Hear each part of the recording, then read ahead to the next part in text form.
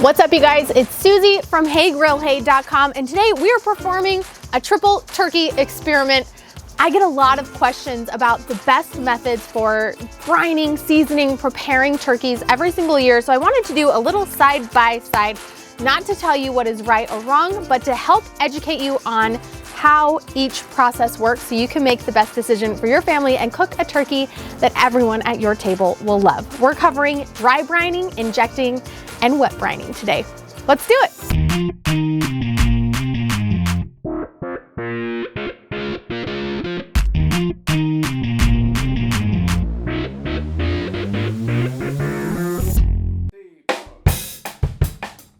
I've got 3 boneless, skinless turkey breasts here. All of these methods work with a whole turkey or just a bone-in turkey breast or skin on, but I went with boneless, skinless today just so that we could kind of even the results all the way across, so we had a fairly uniform product. Let's first talk about the methods that we're covering today. Like I said, injecting, we're gonna inject one of our turkey breasts. We're going to dry brine one of our turkey breasts with salt, and we're going to wet brine one of our turkey breasts. Now, each of these are incredibly popular methods for cooking a turkey. I don't personally think any of them are bad methods for cooking a turkey, but knowledge is power, and the more you know about how each of them works, the better you can make a decision to try something for your family and know that it's gonna turn out the way that you want it to. So let's start with the wet brining process. This is probably my most used at home. It also seems to be the most popular with people who visit my website. So this is my cider brined turkey breast brine. The full recipe is available on my website. It has a mixture of apple cider, it has some Worcestershire sauce, salt, pepper, sugar, and some seasonings in there. And what a wet brine does is create a specific ratio of water to salt. And what happens when your turkey breast is in the salt water is an exchange. So moisture is pulled from the salty brine into the turkey breast itself, and the salt actually fortifies the walls of the structures inside of the meat. So it literally holds on to more seasoned liquid, and you're gonna end up with a juicier turkey breast.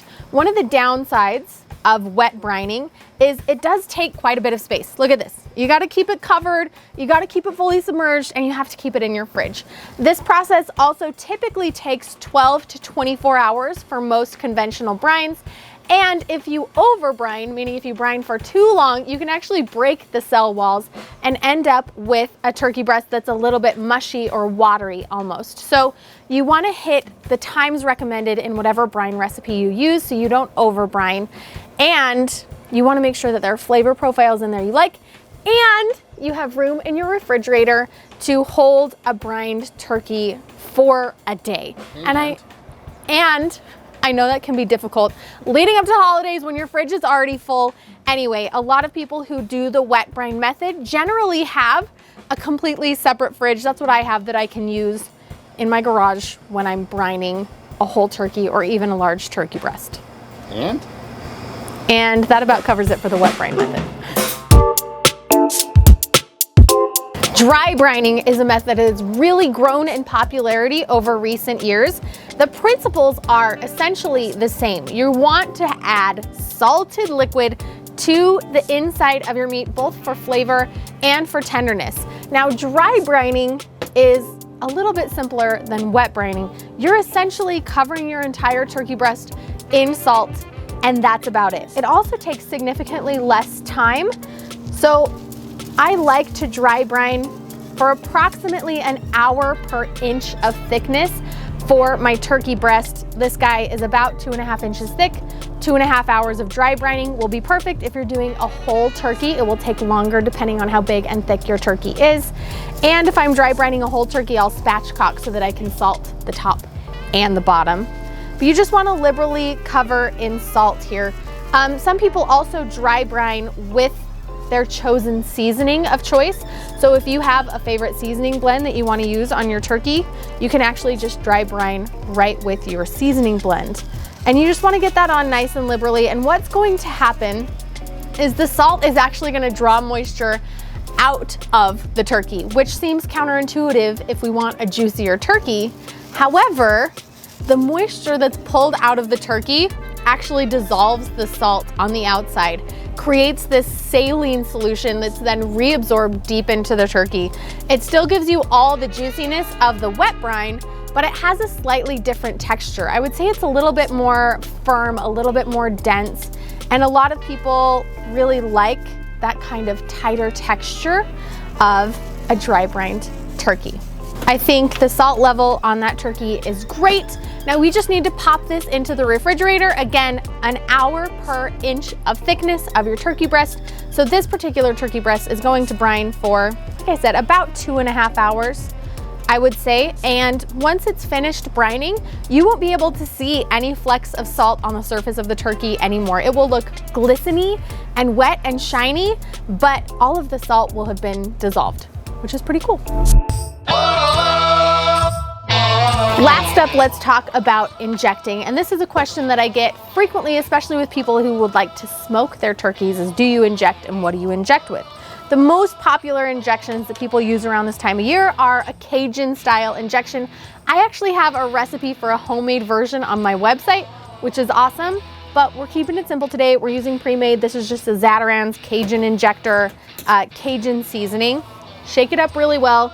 Get your meat injector, and you want to really distribute the injection well throughout your meat. One downfall of injections is that you end up with pockets of seasoning throughout the turkey instead of seasoning all the way around, or with a brine, seasoning all the way through.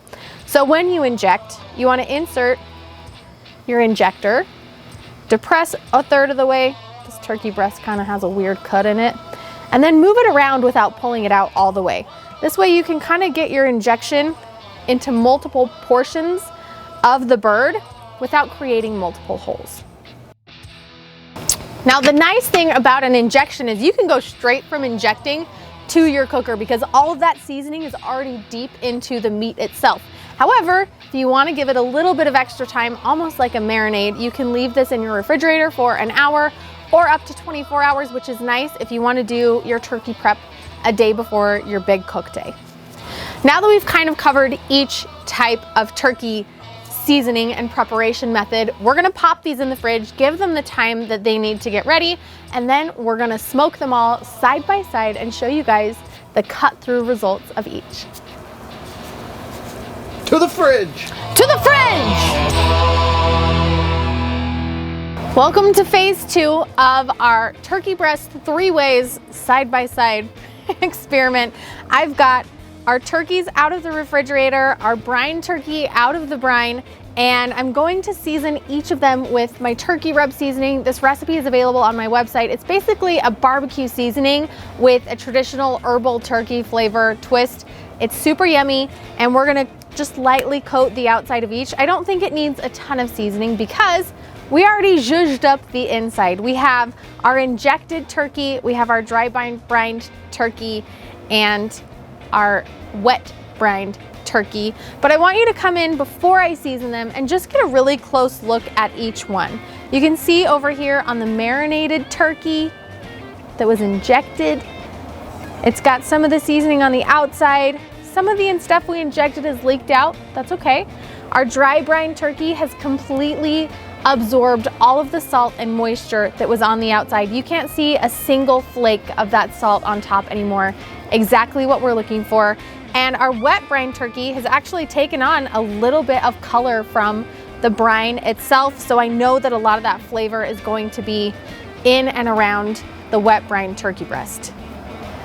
Now we just hit them with a little bit of seasoning on all sides, and I'm gonna pop them into our Masterbuilt gravity fed smoker. I've got a mix of oak and cherry running in there right now, and we're just gonna let them go at 275 degrees until they reach an internal temperature of about 160 degrees Fahrenheit. I think it'll take about an hour and a half. Welcome back. Our turkey breasts are off the smoker. They hit 160 degrees in just about 90 minutes. We're gonna cut these guys right in half to give you a really beautiful cross-section view of the interior. And then I get to cut off a couple of slices of each and give them a taste test. which is always the best part. I think they all look beautiful just from a visual standpoint. They all look juicy. They all look really plump. They all have a really beautiful pink smoke ring all the way around the edges. So I know we got some good smoke on there.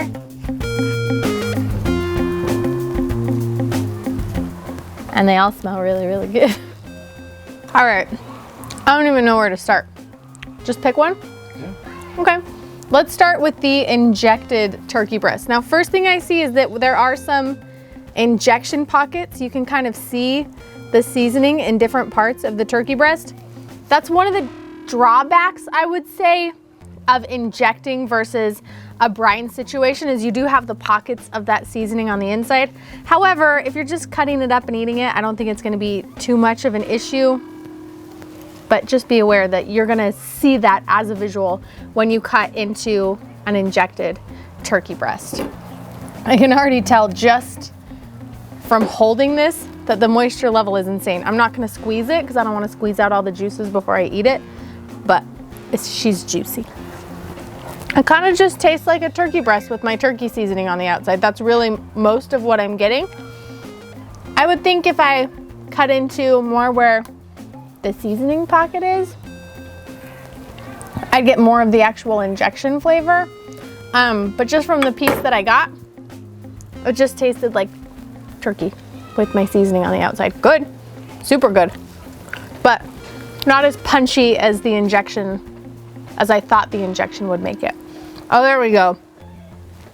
I got closer to where the injection actually was. Loads of flavor there. So maybe if you do an injected turkey breast, chop it or something and mix it all together so you get a little bit more even distribution of the injection, or maybe spend a little bit more time injecting and do, you know, more pockets of injection.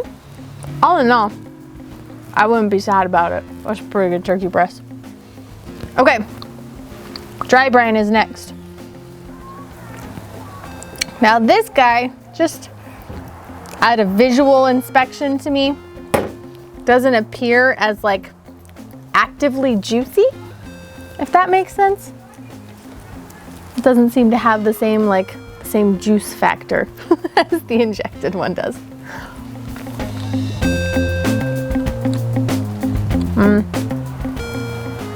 I am getting the texture of a dry brine turkey. It really is such a unique and delicious texture experience. It has a little bit of a bounce to it. It's almost a little bit springy. It's not chewy or tough. It's just, I don't know, it has a really great texture. I can also get the salt all the way through. It's a really well seasoned turkey breast, I would say. And then the seasoning on the outside is really nice. So if you like a classic turkey that gives you, you know, a really robust turkey flavor that's not salty but tastes like turkey's supposed to taste, and you like a little texture in your meat, I think a dry brine turkey would be the way to go for you. That's pretty good. Okay, and I will say, not as juicy as the injected turkey, but the texture itself is really nice and it is moist. Last up we have our wet brine turkey, and I'm kind of, I like a wet brine. This is kind of my turkey of choice. Generally, I'm putting together a wet brine. I can tell just by looking on the outside, there's quite a bit of moisture in here. Hopefully the flavor carries that brine all the way through. Both my favorite. I can taste the brine kind of all the way throughout the turkey breast. I'm getting the apple, I'm getting sweet, I'm getting savory. It's really, really flavorful, nice and juicy, and I'm getting the smoke on this one coming through really, really well. But I also took an end piece here, so that might be why. But the wet brine's my favorite. Maybe just because it's what I've done and it feels nostalgic and traditional to me, but I do think it's the most flavorful. I do think it's the most juicy, like juicy, and I just really like it. Okay, well, listen, The goal of this video wasn't necessarily for me to pick my favorite. It was more to give you an idea of what each cooking method and preparation process will produce in an end result for you at home, so that you can make the best choice on what type of turkey you like. I don't believe that there's one right answer. I don't believe that everybody should dry brine a turkey. I don't believe that everybody should wet brine a turkey. I don't believe that injecting is right for everybody that wants to eat a smoked turkey. But I hope that having kind of a visual and a step-by-step look at what each end result comes out as from the preparation process, you can make a better decision for what you want at home with your family, or even better, recreate this experiment. Test them side by side. Turkey breasts are not that expensive. You get some really great food. None of these are bad. You can make delicious sandwiches. The leftovers are awesome. And at the end of the day, you know exactly what type of texture and flavor profile you like in your turkey, so you can have the perfect meal with your family. You can make better barbecue, feed the people that you love, and become a backyard barbecue hero. This was a really fun experiment and incredibly delicious. I hope you guys have an opportunity to try it at home for your family. See you guys next time.